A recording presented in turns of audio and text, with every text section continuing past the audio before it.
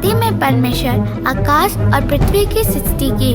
मनुष्य को अपने स्वरूप में अपने जैसा पवित्रता के साथ सृष्टि की। मनुष्य के अंदर पवित्रता रहने के चलते वह खुश और शांति से भरपूर व्यक्ति रहा। उस खुशी में बने रहने के लिए परमेश्वर के गुण को प्रकट करने वाली आज्ञाओं को लिखकर उसके आधार पर जीने के लिए कहा। उस आज्ञा के अनुसार परमेश्वर के सामने सच्चाई के साथ और मनुष्यों के साथ प्यार से रहता तो उनके अंदर खुश और इस पृथ्वी पर शांति भरपूर रहेगा। लेकिन मनुष्य स्वार्थी और विश्वासघाती बन गया, अपने इच्छा के अनुसार चलने लगा। जो मनुष्य को सृष्टि किया उस परमेश्वर को छोड़ के उनके आज्ञाओं को मानने से इनकार किया। दूसरों के चीजों के ऊपर लालच करके लूटा, चोरी किया, हत्या किया। परमेश्वर जिसको करने से पाप कहा उसको ही करके पवित्रता को खोके मनुष्य पापी बन गया। उसका पाप ही उनके अंदर मृत्यु को लेकर आया। उनके आज्ञा नहीं मानने के चलते इस दुनिया श्राप, वेदना, कष्ट, दुख और पीड़ा से भर गया। मनुष्य का जीवन कड़वा हो गया। मनुष्य अपने पाप की प्रायश्चित के लिए तीर्थ यात्रा और पुण्य स्थानों में घूमने लगा, लेकिन कोई फायदा नहीं हुआ। मनुष्य आजादी के लिए और खुशी के लिए और शांति के लिए तड़प रहे थे। परमेश्वर ने मनुष्य की इस स्थिति को देखकर उनके ऊपर तरस खाया।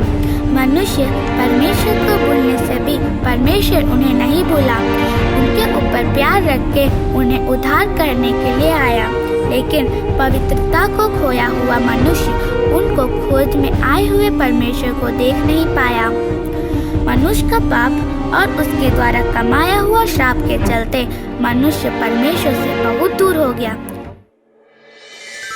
लेकिन उन्हें ऐसे ही छोड़े बिना उसे छुड़ाने के लिए उनके खोज में आया। मनुष्य परमेश्वर को पहचानना है, इस कारण खुद परमेश्वर ने मनुष्य के रूप में जन्म लिया, वही यीशु मसीह है। मनुष्य कैसे इस दुनिया में पवित्रता के साथ रहना है उसको वह करके दिखाया। यीशु ने किसी से पक्षपात नहीं किया, चाहे कोई धर्म के क्यों ना हो या किसी भी जाति के क्यों ना हो। सबसे प्यार किया, उनके पापों को क्षमा किया, उनके शापों को भी दूर किया और रोगों को भी चंगा किया। मनुष्य के अपराधों को जानते हुए भी उसने मनुष्य को प्रेम दिखाया।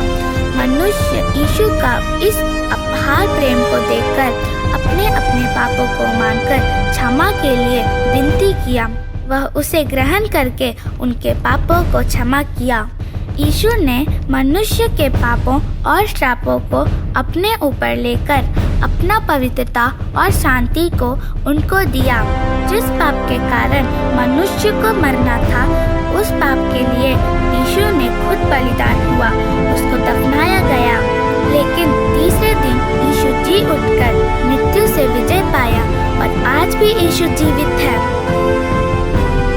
यदि कोई भी इस यीशु को विश्वास करके अपने उद्धारकर्ता के रूप में ग्रहण करके अपने पापों की क्षमा के लिए विनती करता है तो वह उनके पापों को क्षमा करके शापों से छुटकारा देके रोगों को भी चंगा करता है। अगर आप भी विश्वास करके उनकी ओर पुकारेंगे तो आप भी पापों से और श्रापों से आज़ादी पाएंगे।